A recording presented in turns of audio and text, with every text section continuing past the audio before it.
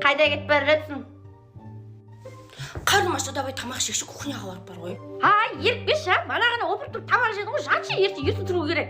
Мен ше боянғым кеп тұр ше, жынданып келіп.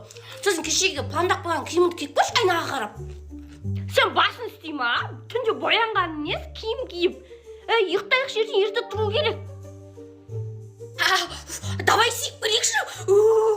Қош сиін кеп тұрған жоқ, ерініп тұрм. Қайғырғым кеп тұр мен түнімен. Интернет қош, ана гиганияз дегенде барлық нөмірге гигабайттар бар. Интернет қош, қара кесек қосып қайғырайықшы.